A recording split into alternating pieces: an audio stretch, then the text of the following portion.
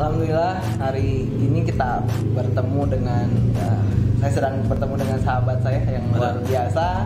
Ya, alhamdulillah hari ini saya ingin ngobrol-ngobrol banyak nih dengan teman saya. Mudah-mudahan bermanfaat juga buat semuanya. Nah, untuk lebih jelasnya sekarang kita akan dengarkan perkenalan singkatnya dari sahabat saya. Silakan, Pak. Perkenalkan, nama saya Muhammad Iqbal. Saya owner dari Kopi Janji Jiwa Proklamasi Garut. Perusahaan ini berdiri tahun 2019 bulan Januari. Sudah berjalan selama 8 bulan. Alhamdulillah berjalan. Tadi Janji Jiwa tuh anak muda pasti sudah tahu ya dengan Janji Jiwa. Namun ya tidak sedikit juga nih yang di masa pandemi ini, kita di awal Februari tahun 2020 ini kita dihadapkan dengan pandemi. Dengan pandemi. Ya, gimana nih dampak ya pandemi ini ke bisnis Janji Jiwa ini seperti apa? Pengaruh pandemi terhadap bisnis di Janji Jiwa Mas seperti apa? Sangat berpengaruh ya, saya rasa ya. Ada penurunan sekitar 30-40% dengan kondisi pandemi. Cuman alhamdulillah sebenarnya secara neraca perusahaan ini masih sangat sehat. Cuman karena dulu kita biasa rame, kayak ketika kondisi pandemi ini saya ngerasa ini kayaknya turun banget nih. Padahal enggak, sangat berjalan dengan baik. Disyukurin aja.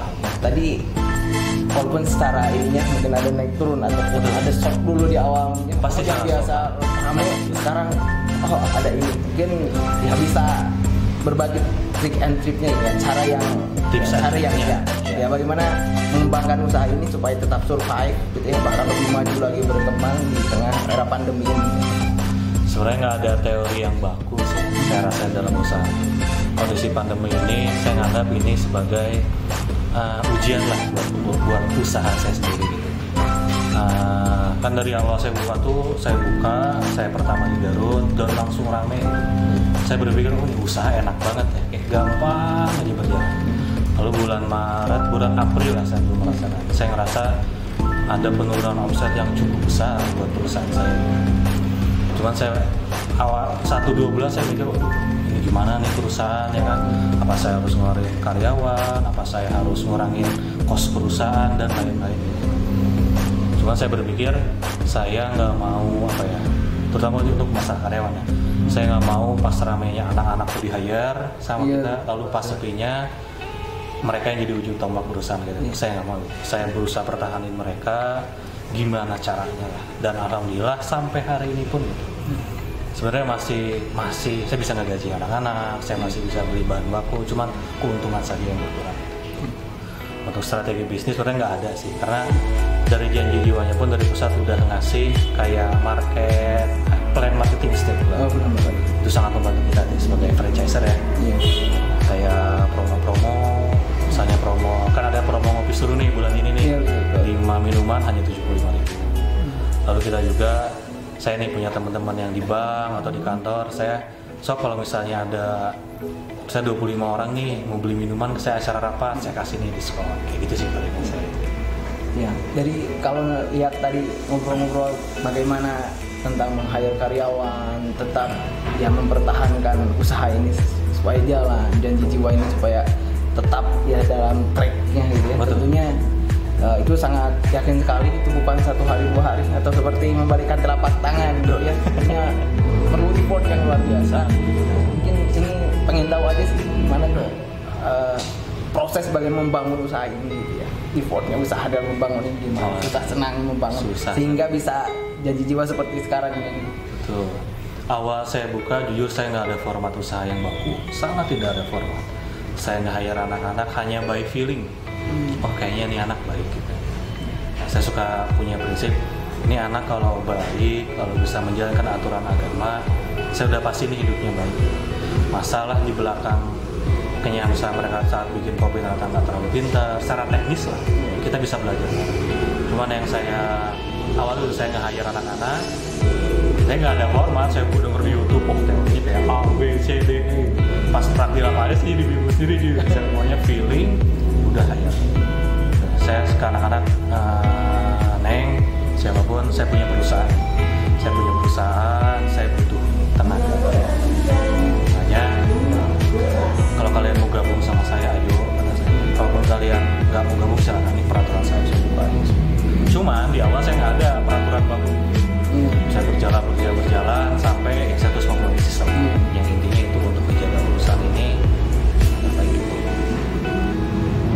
biasa sekali apa tadi yang dipaparkan. Cuma ya saya yakin nih kalau dilaksanakan atau dijiwai apa tadi yang sudah disampaikan sama Kang Iqbal ini luar biasa sekali. Namun faktanya banyak nih pemuda yang ingin jadi pengusaha gitu. Oh, tapi kalau sejarah apa persentasenya Indonesia ini sebetulnya baru ya belum nyampe ke 3% pengusahanya gitu kan. Itu kan dilihat dari indeks perusahaan pengusaha dulu ya, indeks pengusahanya ini masih sangat rendah sekali. Dan tapi di sisi lain banyak semangat dari anak-anak muda nih ingin jadi pengusaha, ingin jadi pengusaha. Nah, mungkin sebagai gambaran saja supaya anak muda tidak terjatuh ke lubang yang sama, sebetulnya sih kesalahan apa yang sering dilakukan pemula gitu ya untuk merintis usaha. Karena banyak anak muda yang semangat usaha tapi baru seumur jagung atau baru mulai dia sudah nyerah. Nah, ini Kang Iqbal mungkin bisa menggarisbawahi apa saja sih ya yang biasanya kesalahan apa yang biasanya dilakukan oleh pemula atau pengusaha muda untuk merintis usaha. Biasanya kesalahan paling umum tuh dia nggak menguasain bidang bisnisnya. Itu yang saya rasa. Yang pertama, yang kedua biasanya owner tuh nggak mau turun langsung. Saya rasa. Saya nih, kenapa saya milih Janji Jiwa? Saya pribadi nggak punya pengetahuan tentang kopi, nggak tahu dunia makanan dan minuman. Saya berpikir, saya harus ngegayat perusahaan yang udah maju terlebih dahulu. Seperti itu. Lalu saya pelajari sistemnya, ini sistemnya baik nih, saya udah nggak ngapa-ngapain, saya tinggal join, tekan kontrak, lalu saya jalanin gitu. Nah, ada satu hal penting yang harus kita tahu. Ketika kita punya usaha, kita harus tahu target marketing kita. Itu sangat penting banget. Kita misalnya mau buka minuman, siapa sih target marketing kita? Lalu kita pelajari daerah sekitar kita, gimana nih prospek usaha minuman. Kalau misalnya kita mau merintis sendiri nih ya, kita memang harus ada effort yang lebih. Kalau saya kerja sama dengan perusahaan Janji Jiwa. Makanya effort saya memang tidak terlalu besar. Cuman untuk teknis lapangannya nih saya kembangin dan sempurnain sebaik mungkin. Yang kedua, kalau kalian punya usaha, kalian harus paham dari A sampai Z-nya. Kalian jangan malu, kalian sampai beresin, ngelapin, bikin produk, bahkan sampai hal yang harusnya itu sama karyawan kalian, kerjain sama kalian. Jujur, perjalanan ngebangun ini kan saya sempet ada delay membangun ini. Nah itu di situ saya benar-benar yang ngerasain, bikin produk kayak gini, kalau tumpah kayak gini, pokoknya A sampai Z itu saya kerjain dulu sendiri. Nah ketika kita paham, nanti teknis di lapangan kita nggak ada masalah biasanya. Dua hal sih yang saya satu target marketing, kedua owner yang kan nggak mau turun langsung, itu sih yang saya rasa itu kendala utama. Mungkin sekarang ya biasanya kalau sudah diketahui kendalanya nih tadi, mungkin sekarang supaya ya sukses nih jadi berwirausaha sukses nih, tipsnya atau triknya supaya jadi pengusaha sukses tuh kayak gimana? Ya, salah satunya selain dari tadi mungkin salah satunya kita tidak mengalami kesalahan kita tadi sudah dijelaskan. Ya mungkin ada referensi entah belajar formal atau non formal, atau kalau belajar formal seperti apa, mungkin ya lebih tips and triknya gimana nih supaya jadi pengusaha sukses. Betul.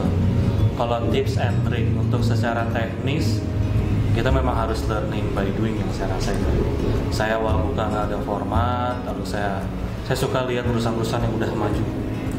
Kayak contoh misalnya Chat Time nih. Chat Time, lalu McD, KFC, saya pelajari sistemnya gitu. Seperti kok mereka bisa sih buka cabang di mana-mana. Saya pelajari, saya ambil ilmunya, lalu saya terapin lah ke perusahaan ini gitu. Untuk teknisnya. Di luar itu pun sebaiknya kita memang harus mempunyai basic di pendidikan sih. Kalau memang kalian pengen usaha, ambillah pendidikan yang kalian rasa itu bisa mensupport kelancaran bisnis kalian. Karena saya jujur, saya basic di teknik mesin, ketika saya masuk terjun usaha, saya benar-benar belajar lagi dari nol. Saya malah mungkin saya pengen kedepannya untuk apa saya sekolah, gitu, untuk menambah ilmu saya dalam menjalankan usaha. Jadi secara ininya tadi dikasih guidance-nya itu udah tergambar ya. Mungkin ini berkaitan dengan bagaimana sih peran sekarang yang sudah ada fakultas sebenarnya fakultas kewirausahaan kayak gini. Gimana fakultas yang berkaitan langsung dengan bisnis menurut Kang, kayak gimana nih? Ini manfaatnya buat pemula-pemula atau kontribusinya terhadap supaya orang itu terbangun jiwanya untuk menjadi seorang pengusaha dan menjadi pengusaha sukses. Betul. Ya saya baru dengar di Universitas Garut ada jurusan kewirausahaan. saya sebagai pengusaha jujur senang sekali ada kampus yang ingin mencetak anak daerahnya menjadi pengusaha yang sukses. Buat para pendengar bisa menjadi pilihan, karena kalau kita hanya belajar, contoh kayak saya nih, hanya belajar teknis, tidak belajar teori, ya itu jujur agak berat juga sebenarnya. Lebih enaknya kalian punya teorinya, lalu kalian belajar teknis secara serius. Kata saya sih itu akan menjadi batu loncatan yang sangat cepat sekali. Gitu. Itu saya mau ngangkat tentang Allah itu kan ada 10 pintu rezeki, 9-nya itu di perniagaan. Itu motivasi saya pertama pada saat itu. Yang kedua, motivasi saya kedua usaha itu seorang pengusaha yang mengikuti aturan Allah, jujur, amanah, tidak ada kebohongan, itu akan dibangunkan dengan para syuhada. Begitu Allah mengapresiasi seorang pengusaha. Saya jujur bingung, loh kok saya nggak berjuang di jalan Allah, saya hanya mencari uang, loh kok bisa dibangunkan dengan para syuhada. Ternyata dengan kita punya usaha, misalnya seperti saya nih, saya punya 5 orang karyawan nih. 5 orang karyawan ini pasti punya istri dong, dia punya anak dong, kayak gitu. Artinya dengan kita punya usaha, kita bisa menghidupi hampir, kalau lah dari satu kepala keluarga ini punya 1 orang anak, berarti ada 15 orang yang bisa hidup dari perusahaan kita. Apalagi kalau kita mencontoh dagangnya Rasulullah. Rasulullah itu kan orang beli seneng, kita pun dibeli customer seneng. Artinya nggak ada apa ya, contoh kasus ya, saya pernah ada yang beli tiba-tiba tumpah di depan gerai saya sendiri, malah tumpahnya masih sama si ibunya gitu. Saya berpikir, kalau saya di posisi dia, seneng nggak sih kalau ada perusahaan yang bisa ngeganti gitu. Padahal kalau secara teori usaha itu kesalahan si ibunya, tapi saya nggak mau kayak gitu.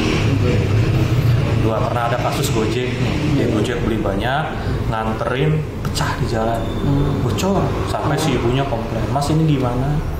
Sebenarnya itu bukan kesalahan saya, tapi kesalahan abang Gojek, mungkin yang nyimpennya di mana aja di motor. Tapi saya nggak gitu, saya ganti. Pernah juga ada yang pokoknya saya bikin customer saya seneng, misalnya customer ya, kayak Mas ini kayaknya berubah deh rasanya. Oh gitu Pak, nggak apa-apa saya ganti. Pokoknya saya bener-bener ngikutin aturan Allah deh. Contoh ke karyawan, saya nggak pengen habis manispah dibuang. Soalnya pas ramai saya nge-hire, pas itu saya buang-buang ini. Oh udahlah, kalian keluar ngapain? Saya rasa gitu. Kita hidup bareng, ayo kita maju bareng. Contoh ke karyawan. Yang kedua dengan rekan bisnis. Misalnya kita punya suplai bahan, saya beli ke Akang. Kang saya beli dong kopi, ya beli. Tapi saya bayar seminggu ke depan.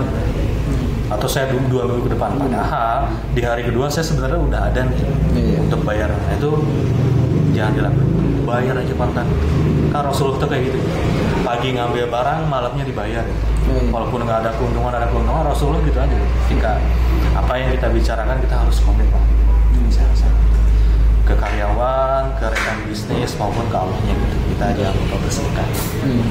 Itu yang karena itu hak Allah. Jangan lupa sedekah. Saya suka berpikir itu ya, kita mengerjakan hal yang Allah sukain, biar nanti Allah yang ngurusin dunia kita. Itu sih. Baik. Jadi salah satu yang paling utamanya itu adalah itu, bagaimana mendekatkan diri pada Allah. Benar, 2 poin itu sih yang saya pakai. Yang pertama, dari 10 pintu rezeki itu 9-nya di perniagaan. Itu harus menjadi semangat buat kalian semua. Yang kedua, para pengusaha yang ada di jalan Allah ya. Itu sangat Allah hargai, sangat Allah dibangkitkan dengan disetara dengan para syuhada. Itu harus menjadi motivasi buat kalian. Teknisnya itu kembali ke kita ini. Karena saya nggak ada basic di pengusaha, turun ke dunia usaha ya saya belajar dari nol. Kalian suka berpikir usaha mah ini butuh modal, nggak butuh modal gitu.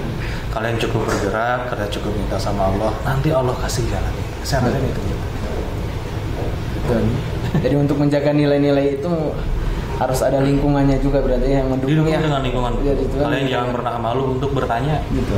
Jangan pernah malu. Saya waktu buka, saya nanya ke kolega, saya nanya ke Dua Warna, saya nanya ke Kopilogi, bahkan kafe-kafe kecil pun saya tanyain gitu. Mas, saya buka usaha kopi jadi jiwa gimana? Mau diomelin, mau apa? Nikmatin aja. Posisiin kalian berasa di bawah gitu. Mau ketemu siapapun gitu. Di sini saya hanya kayak pas ini acaranya ini juga saya jujur kayak saya masih belajar sebenarnya.